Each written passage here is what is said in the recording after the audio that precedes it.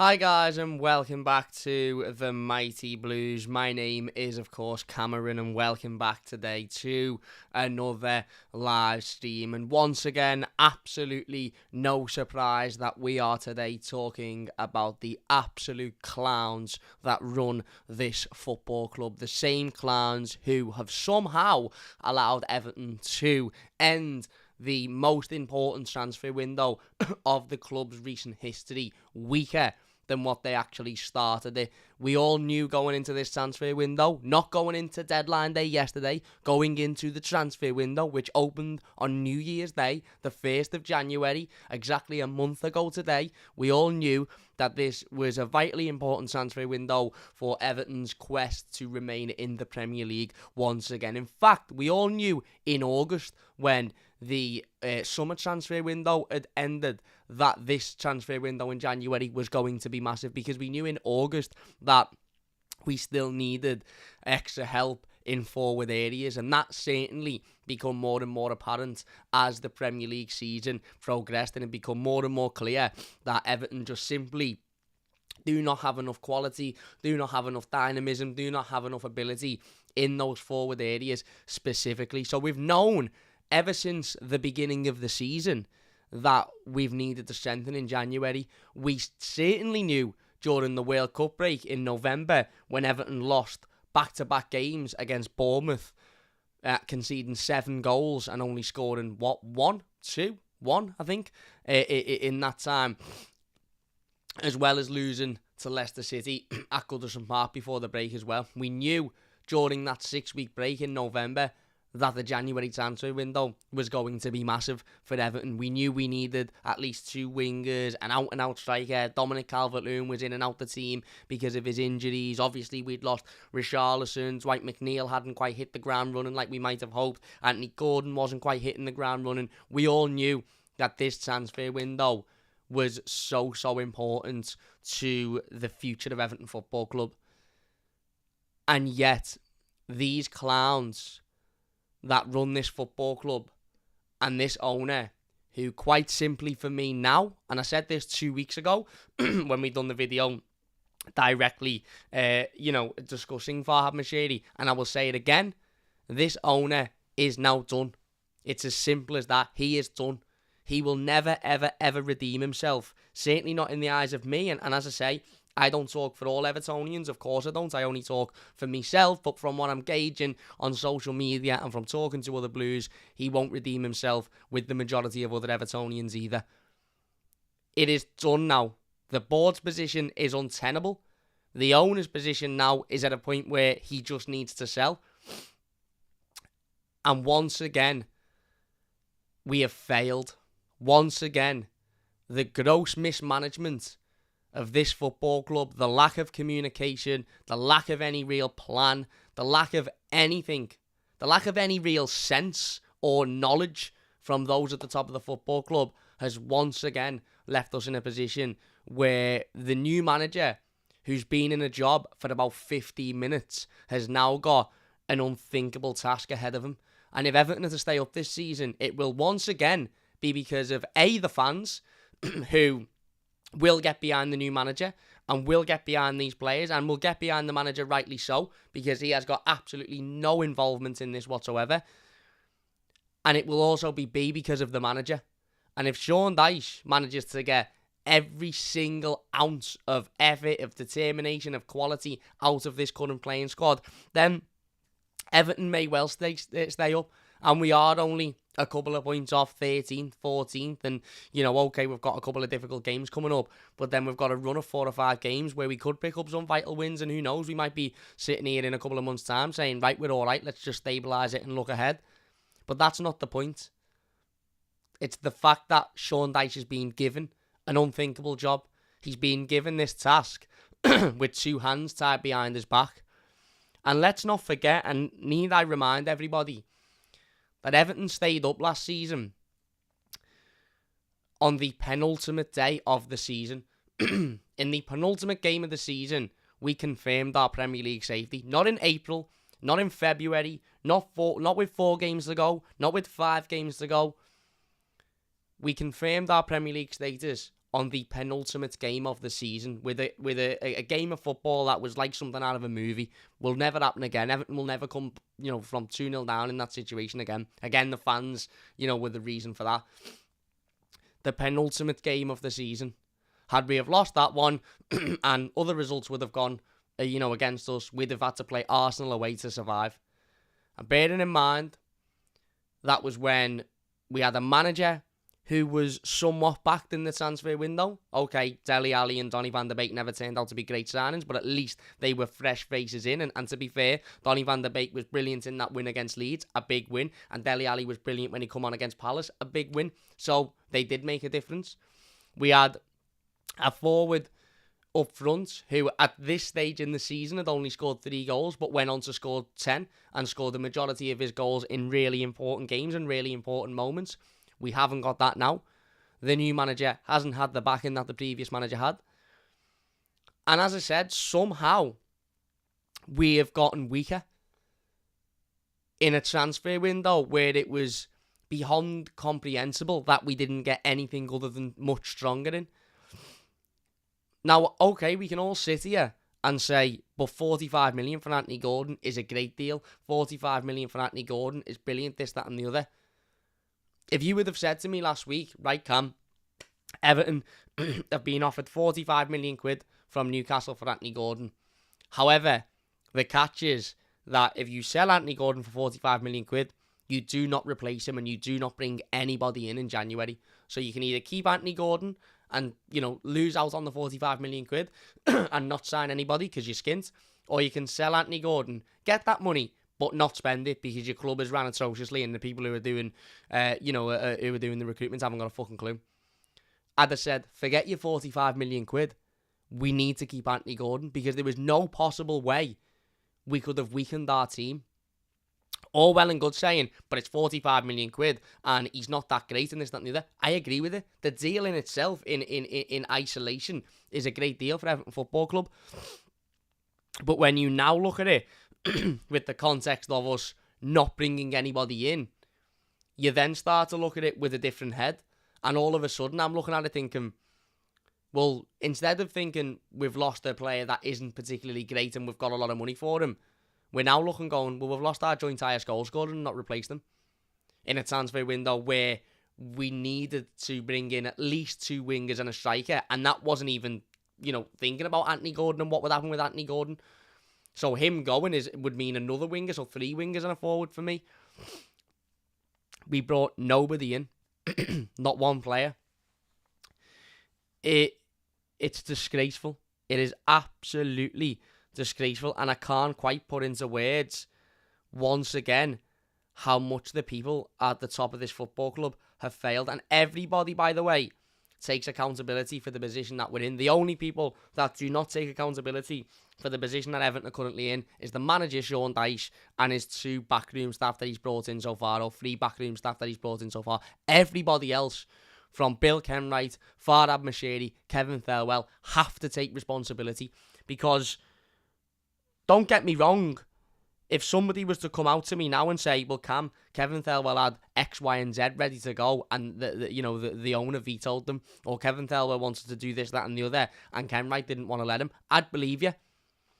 But we'll never find that out, because we didn't find that out from the last director of football, who there were large rumours and reports about him not being allowed to do his job, and we didn't find it out from the previous one before that either, so we'll never find it out from this one.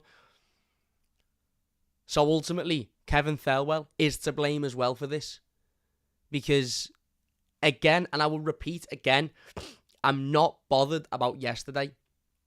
I'm not bothered that Everton didn't sign anybody on deadline day. I'm not bothered that we weren't sitting there going, oh my God, deadline day, we're going to bring this player in, it's boss. I'm arsed about the fact that we didn't bring anybody in for the 30 days previous to deadline day. The whole, we've had a new manager, bollocks to that conversation, because Frank Lampard was in a job for 23 days of the January transfer window, 24 days. And as I said, we knew on day one that we needed to strengthen this team. Fuck that. We knew on the last day of the summer transfer window. We knew on the first day of the World Cup break, and for the 6 weeks that followed that. We have known for months that we have absolutely needed to strengthen this team in order to have any real ambition or certainly confidence or belief that this team can stay up. And of course they can stay up. Of course they can. Because the manager can come in and he can make a few changes and he can get the best out of the squad. And, we might stay up because of that. And as I said, if we do stay up, it will be for two reasons. It will be Sean Dyche and it will be the fans. And Sean Dyche deserves a fucking statue outside the ground if he can get the absolute best out of this team. Because the previous three managers haven't been able to get the absolute best out of this team. Or certainly not the previous two, discounting Carlo Ancelotti. Pardon me. The systematic failure from those at the top of the football club has gone to a new level now. It's hit a new level. I thought it was bad last week when they didn't turn up for the game. Pardon me. They didn't turn up for the game and created this scenario, which we still are not aware whether or not it's the truth, to excuse their absence and try and pin it on us as Evertonians as to the reason as to why the club are where they are now. But to go an entire 31 days of the most important transfer window of our recent history and not bring in a single player to improve this team is suicidal. And it is one of two things. It is either a complete lack of, as I said, any knowledge or any real, any real football know-how or any real understanding of how football works, in which case every single one of them needs bouncing out the door, because to have that clear lack of knowledge shows that you shouldn't be in the job. Or it is and I don't want to believe this, but this would make sense as well, it was purposely done to try and avoid spending more money than we need to, with the sort of acceptance that we're going down and it is what it is, and we'll reevaluate in the summer. They've brought a new manager in, and they've effectively tied his hands behind his back and said, now you've got an even bigger job than the previous manager had. And by the way, the previous manager only managed to stay up on the penultimate day of the season. And don't get me wrong, I think Sean Dyche is a better manager than Frank Lampard. I think he's more experienced, and I think he's certainly more suited to where Everton are at the moment than what Frank Lampard was. But that is beyond the point, isn't it? The point is that this board and these people who run this football club have failed Sean Dyche already, and he's been in the job for 15 minutes. 15 minutes. And they've already failed him. They've failed all of us, and once again, they've proven that they are incapable of running this football club. Bill Kenwright still thinks it's 1994. Bill Kenwright still thinks you run a football club the same way now as what you did 20, 30 years ago. No, you do not. No, you do not. You shouldn't be anywhere near this football club, and you shouldn't be anywhere near Goodison Park ever again. Denise Barrett Baxendale, she might be a lovely woman. The day-to-day processes that she works on might be, absolutely, she might be great at them. Ultimately, she's the CEO of a Premier League football club, and she isn't doing what she should be doing. The owner promised us a striker. He sat down in an interview last week and said, we need a striker and we will get one. Where are the fucking answers? Where's the striker? We're sitting here on the 1st of February and all of our hopes rely on a set of attackers who have massively underachieved and underperformed this season. And the hopes lie on one man to try and get everything out of those attackers. One man who has known these players for 15 minutes. Where is our striker? You come out, Mr. Moshiri, and you said, we will have a striker. We'll bring one in. And do you know what? Onze Ayew isn't that player. And even if Onze Ayew signs tomorrow or the next day, I don't care. Because Onze Ayew, for me, is another Solomon Rondon. He's another Josh King. He's another Anwar El Ghazi. He's another player that'll barely ever play. That'll probably come on every now and then. He might get the odd one or two scraped goals, but he ain't going to make a massive difference to this team. And he certainly isn't strengthening the team. He is, but in the mere fact that he's a human being with 2 fucking feet coming into the club. but he isn't anybody that we should look at and go, oh my God, we're all right now. Where's the striker? Mr. Moshiri. And do you know if the striker was Danjuma, in which I've heard some people say, well, the striker might be Danjuma. Danjuma was announced as a Tottenham player, or was certainly become quite evident that he was going to be a Tottenham player when Everton released that interview with Moshiri. How idiotic do you need to be to release that interview, knowing full well that in that interview there is a segment in which the owner refers to a player who now isn't joining and says, don't worry, we'll have a striker. Why not just edit that bit out?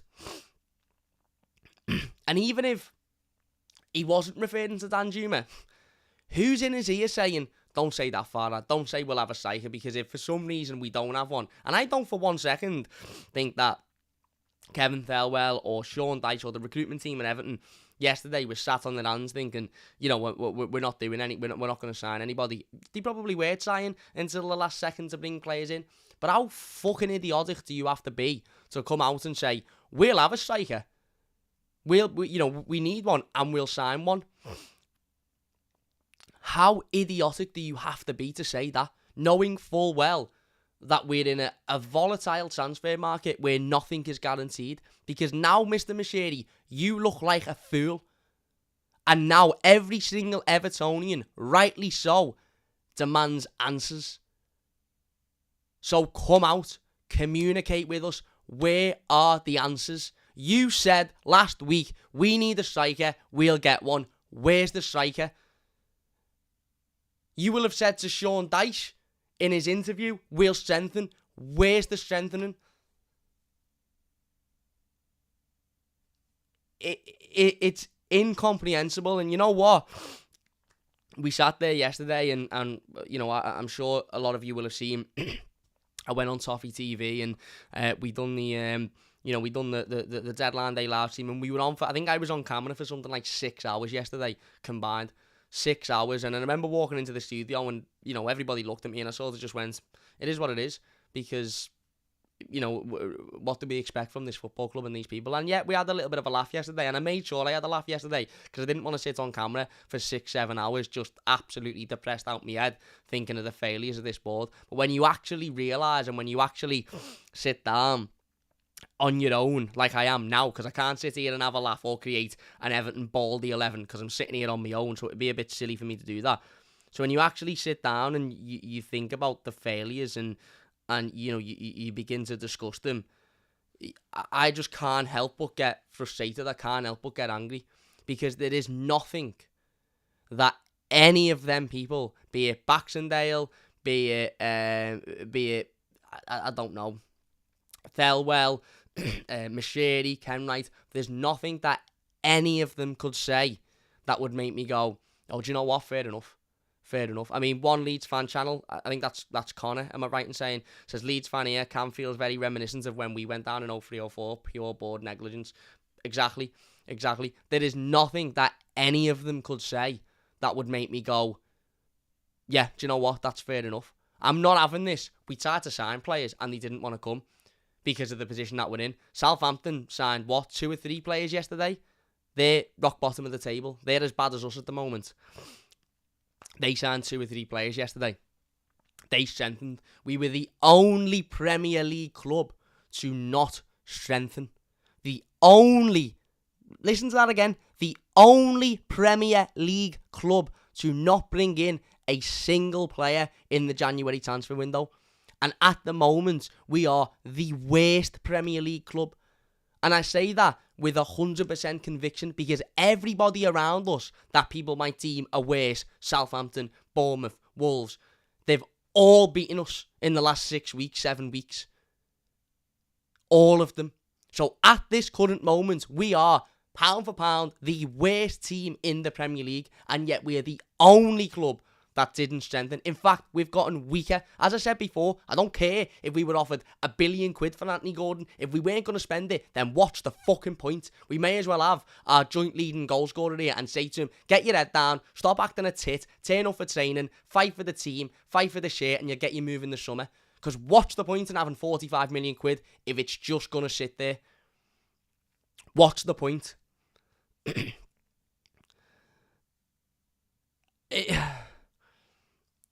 It's just negligence. It's negligence. It's gross mismanagement. And it again is another example that these people simply shouldn't be here. They're not good enough to run this football club. And if the owner doesn't now see that, if the owner doesn't now look and think, hang on, this is another failure, systematic failure, then clearly his intentions aren't in the right place. Because if I'm Farhad Moshiri, I'm getting on that phone to Kevin Thelwell or Bill Kenwright or the recruitment team or whoever else it is, and I'm saying, I've come out on an interview last week there and said we're going to sign a striker because I've been informed by all of you that we're going to sign a striker. Why haven't we signed a striker? Making me now look like a bit of a tit. But he won't be doing that, will he? He'll be sat on his yacht, probably being told that we've signed Lionel Messi, and he'd be dead made up thinking that we're going to be all right. No. It's criminal.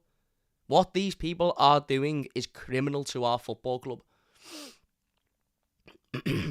And as I said, it's just, I cannot comprehend how we haven't signed a single player in this transfer window when we are in the worst position in the league. Confidence is at an all. Even just for confidence, even just to go out and bring somebody in to give the fans a bit of a boost, to give the fans a bit of something to smile about, a bit of something to get behind, you know, a bit of excitement. Oh yeah, can't wait for Saturday, because although, alright, we're shite and we're playing Arsenal and they'll probably batter us, but at least we'll get to see this player in action for the first time and see what he's about a little bit, and at least it's Dyche's first game and it just builds that atmosphere up. Can't wait to see him in action, or him. And I know Sulemana rejected us and wanted to go to Southampton, and I know Danjuma walked to Tottenham. They're not the only two footballers in the world.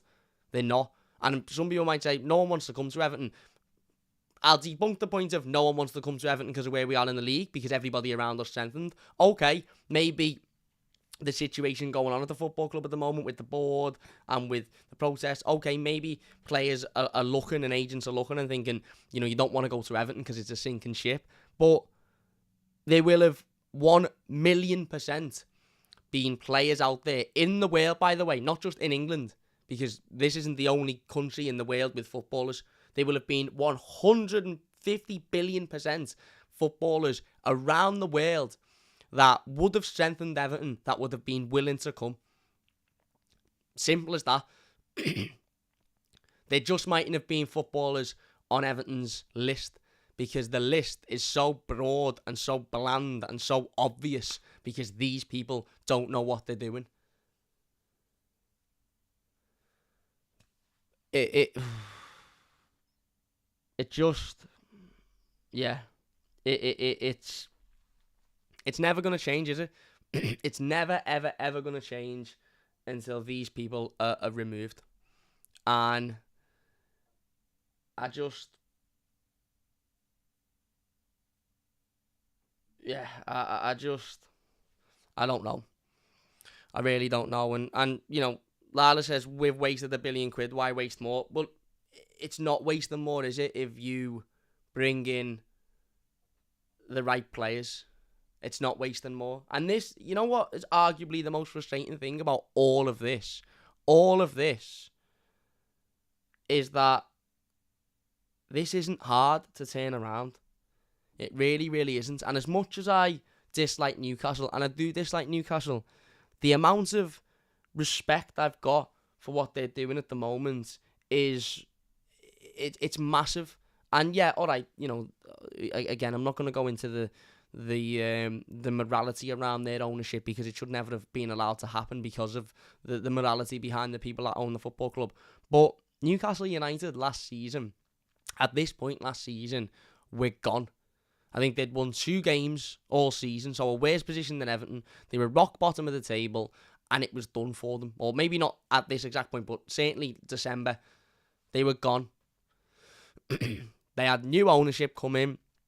They had an air of confidence. They had they had a wave of confidence because of the new ownership and because of the fact that they were the richest club in the world, and the fans all of a sudden jumped on board with it. They stayed up. They rode the wave of that confidence. They brought a couple of really good signings in. And fast forward a year. By the way, 1 year ago today, we were all looking thinking, is Frank Lampard going to be the man to take Everton forward? in 1 year, Everton have once again gone down. I was going to say digressed then, but I don't think that's a word. Once again, declined, because not only are we now in a relegation battle, within a relegation battle without 2 of the forwards that we had last season, and we haven't replaced them, either of them. But Newcastle, within a year, have reached a Carabao Cup final, which Everton have only managed to do once in my lifetime. Not a Carabao Cup, a final of any form, once in my lifetime, and very, very well might win that final. And look like they are nailed on to finish. Well, they are nailed on to finish in European football. Regress, cheers, Matty. Nailed on to finish in European football. May finish in the Champions League. Now, okay, they've brought in a couple of big names, Bruno Guimaraes and Isaac and stuff, but they've done that with Dan Burn playing at left back. Now, if you'd have said to any Evertonian on the planet 2 years ago, would you have Dan Burn at left back? The majority of us would have said no. They've done it with Trippier playing right back. When we were linked with Trippier, I myself and a lot of Blues said, don't go near him. He's only here he'd only be here for the money. They've done it with other players that have just completely sprung out of nowhere, Almiron, etc. And they've done it because they've brought in the right people to do the right jobs. People like Dan Ashworth, who is an unbelievable football operator, come in from Brighton to do the right job. Eddie Howe's come in, rode the wave, and Newcastle are just riding that wave of confidence. And that wave of confidence will end at some point, of course it will, because, no football club is no football club is invincible. We've just saw it with them not across the park. They were in for a quadruple last season. They played every game they could possibly play, in this season they're already out of 2 competitions and they don't look very good in the league. But that wave that Newcastle are on may well end with Champions League qualification, meaning they can go and bring in even better players because they've got that layer of Champions League football and a trophy. Now, if Everton had a wave of confidence for a year and it ended in Champions League football and a trophy, I'd fucking snatch your hand off for it. And so would everybody else in this chat and every other Evertonian on the planet. It's not... We don't demand the world.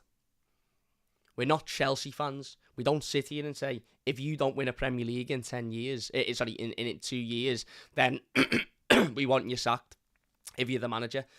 Pardon me. Or if you don't spend 600 million quid every summer, then we want you sacked. And the Blues says Newcastle couldn't have turned it round without the change of ownership. Absolutely. Absolutely. And I'm not in any way, shape or form sitting here and saying what Newcastle have done is, incomprehensible, because it isn't, because they've had hundreds of millions of pounds pumped into it. Of course they have. But every other club in the Premier League have had hundreds of millions of pounds pumped into it, and not every other club in the Premier League has gone from where they were to where they are now. And Everton specifically have had hundreds of millions of pounds pumped into us, and we haven't gone from where we are now to where they are. In fact, we've gotten worse. It's another example of the failures of these people that are in charge, and I just don't see how they get away with this. And we as Evertonians are now in a position where we simply have to back the manager, back the players, but for me, continue with the very, very clear message that we want these people out of the football club. And you can do that. I do firmly believe you can do both. I do firmly believe you can get behind Sean Dyche, you can get behind the players, on a match day for that hour before the game and that 90 minutes of the game without any distraction of the board. But for the 5-6 days, in between games, we need to continue to press this issue. The media are jumping on it now, and rightly so, because the media, everybody in the media, regardless of what Bill Kenwright gets on the phone and tells them, or certain other people at the football club get on the phone and tell them, you are. The media now should be looking and going, I'm not arsed what you're telling me, Bill, because what I'm seeing is a football club that are in a massive decline who haven't strengthened in this window. So that's a disgrace. The media is starting to get into it. Everybody, every Evertonian is onto it. Other fans of other clubs, we've got Newcastle fans, Leeds fans in here, all starting to get onto it. Arsenal fans, all starting to get onto it. We can't let this go. We need to persist on running these people out of the football club, because this is as low as, I was going to say as low as it gets, but it probably isn't. I've seen an article before, I can't remember who it was, apologies, but it might have even been Jamie Carragher said, just when you think Everton can't go any lower, steep any lower, they do what they did yesterday. And it is just the complete lack of incompetence. Not one of them people can sit there today and go, do you know what? I'm happy with the job I've done in this January transfer window. I'm happy with where we are, because they've failed. All of them have failed. And I won't stand for, well, we tried to get a Langer in, but we couldn't find a broker, or we tried to get this player in or that player in, and, ultimately they wanted to go elsewhere, or we tried to do this, or we tried to do that, or we tried to do the other. Bollocks. Bollocks. There are hundreds of thousands of players on this planet, and let's be honest, the majority of them would have improved Everton, given where we are at the moment, and we didn't sign a single player. It's terrifying. It really, really is terrifying. All as we can do as fans, as I said, is continue to push our thoughts and feelings, but also do that whilst getting behind the manager, because it's not his fault. As I said, everybody at this football club, at the higher levels, on the playing staff, the previous managerial regimes, everybody is responsible for what is going on, except the manager and the three people he's brought in, because he's only been here a matter of days. But unfortunately for Sean Dyche, although he mightn't be at fault, and although, he ultimately has only been here for a couple of days, it's now his responsibility to turn this round, and certainly turn this round in the short term, and he's now got to do that with two hands tied behind his back. Can you imagine if this was Bielsa, by the way? We wouldn't have had a manager today. If Bielsa had come in on the 30th and been promised a couple of players, and we'd have done what we done yesterday, we wouldn't have a manager. In fact, we'd probably have Sean Dyche, because Bielsa would have walked. And yes, the manager can get more out of these players. Yes, we can see better. Absolutely. But the fact that we now are in desperate need of a hero is worrying, because I don't genuinely see any player in that Everton squad that I look at and go, he can be the hero. And by that, what I mean is, if we're sitting here in May and Everton have stayed up, we will have stayed up because of, as I said, the support from the fans, the quality of the manager and his ability to turn it round. But also, I firmly believe we need at least one player in this team to stand up and not just improve that 1 or 2%, but have an unbelievable end to the season. And I just don't look at any of them and think, yeah, it'll be you. Even Dom, people say, but a fully fit Dom. Dominic Calvert-Lewin has had 6 really, really good months at Everton. Unbelievable months at the start of Carlo Ancelotti's first proper season. Since then, he's been riddled with injuries, and even when he's been fit and available, and the fittest he's been in years, he's not produced. Now, okay, some of that mightn't be down to his fault. Some of that might be down to people not crossing the ball to him or not getting opportunities into him. Whatever it may be, the bottom line is he hasn't produced. So I don't sit here and go, well, if we can keep Dom fit, then we'll be all right. Because there's no guarantee Dominic Calvert-Lewin all of a sudden turns into what he was under Carlo Ancelotti. It's terrifying. And as I was saying before, and I completely lost track of my point, we're not Chelsea fans. We don't demand Champions League football. We don't demand league titles. I've never seen Everton win anything. So I don't sit here and demand Everton win a league or Everton win a trophy, because I've never seen it. So how can I demand something that I've never seen? Other people might demand that. Other Blues, and rightly so, because other Blues have seen us win league titles, European titles, this, that and the other. Fine. Do you know what I demand?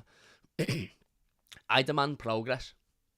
Even if that progress is, next season, well, this season we stay in the Premier League. Next season we finish, 10th. The season after, we finish 7th. The season after, we fight and we get into Europe, we finish 5th. I demand progress. I think the majority of Evertonians, if you were to say now, right, in the next 5 seasons, firstly, you'll stay in the Premier League, and in the next 5 seasons, you will get better. You will gradually improve. Players will get better. Position in the league will get better. I think we'd all snatch your hand off for it. But under this regime, under these people, and with this current ownership model and owner, I just can't see that happening. I really, really, really can't see that happening. And as I've said, let me reiterate, Newcastle United this time last year were rock bottom of the table and down and out. I remember sitting here and having a conversation when Lampard had first come in, and I remember saying, well, there's only 2 places to go down, so we've only got to fight against 2 other teams, because Newcastle are cert, Newcastle are gone, Newcastle are cert. A year later, what would we give to be in their position? And yes, they've spent a lot of money, and yes, they're backed by a nation, and yes, you know, that isn't easy, etc., etc. But it's not just the money, it's not just the backing, it's how they've done it, it's who they've brought in to run that football club, who they've brought in to do their day-to-day operations. And you know what, Everton could have Dan Ashworth at the football club. It won't matter if Moshiri says, yeah, you've got loads of football knowledge and you know what you're doing, but I don't care because I want this fella and I'm going to go and get him because I've had somebody in my ear tell me he's that good. Where's the accountability? Where's the responsibility? Which one of them has got a set of bollocks to come out and explain to us why we have failed in the most important transfer window of this club's recent history? Is it going to be Moshiri? Are you going to come out and answer to the fact that last week you told us we'd have a striker and now we're sitting here without one? Is it going to be the biggest Evertonian in the world, Bill Kenwright? Is it going to be Denise Barrett-Baxendale, who is in charge of the day-to-day running of the football club? Why have we not strengthened? Is it going to be Kevin Thirlwell, who's in charge of recruitment, the director of football? You know, and again, I'm not sitting here saying Kevin Thirlwell is absolutely to blame, and don't get me wrong, Kevin Thirlwell's probably being overlooked like the other 2 directors of football previous to him were. But ultimately, he is in charge of bringing in players to the football club, and we haven't strengthened, we've gotten weaker, so he is responsible. It's terrifying. It's absolutely terrifying. And you know, as I said, I got a bit angry at the start of the live stream, and I apologise because I don't really want to do these streams and get angry and start screaming and shouting and this, that, and the other, because I understand people just, you know, ultimately people just get off and think, oh, he's getting frustrated, so I don't want to listen to him scream and shout. I wanted it to be, you know, there to be an element of constructiveness about it and the way I'm speaking, but I just can't help but get emotional because I just don't see. I don't understand it. If I'm being honest with you, I don't understand how they have allowed this to happen. It's one of two reasons. It's A, because they are completely incompetent, inept, and just downright idiots. Or B, because it's a part of a plan to, which revolves around the acceptance that Everton will be relegated this season. In which that case as well, they need to bounce because you've effectively brought in a manager and gone, yeah, we're not going to back you, lad, because we basically know we're getting relegated. What message does that send out to the new manager, to the players, to the fans? There's no going back now. And I don't care how this sounds. And this might sound like I'm trying to be nasty I don't care. Do not turn up at Goodison Park on Saturday. Do not dare. Do not fucking dare make that game on Saturday about yourselves, because it's not about you.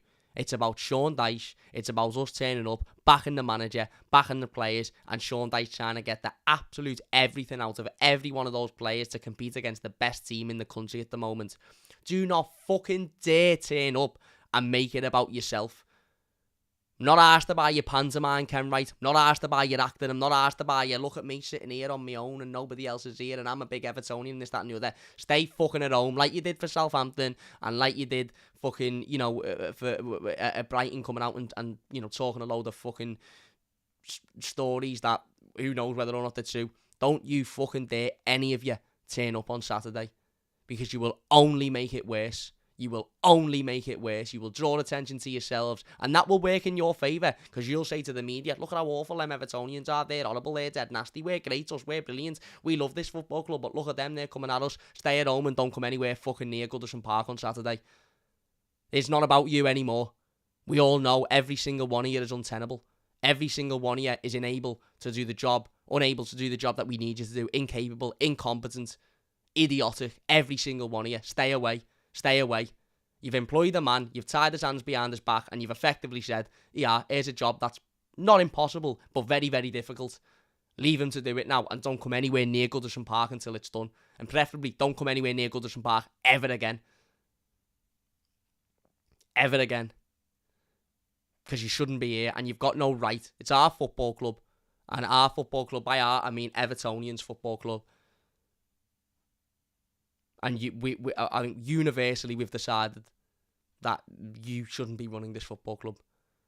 And that's not because we don't like you, or there's a personal hatred, or this, that, and the other. It's because the evidence is clear. You're not good enough to do the job we need you to do. Simple as that. Anyway, I'm going to leave it there before I get more and more frustrated and start trying to recite another Everton bald 11. Or maybe I'll do an Everton, I don't know, low socks 11. Or maybe I'll do an Everton bright coloured boots 11. I don't know. I don't know. But listen, I'm going to leave it there because I'm going to go down and have my tea. Massive, massive thank you to everybody for watching. I really do appreciate it. Over 300 people watching again. It means a massive amount to me. If you are new to the channel, please hit that like button. It does only take a second. If you haven't already subscribed, then please do so, because that would mean a massive, massive amount to me. And it does go...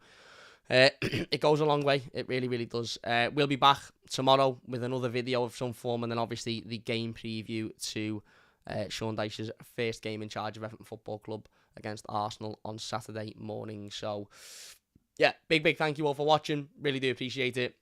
Leave a like if you have enjoyed it. Subscribe if you are new, and we'll see you soon.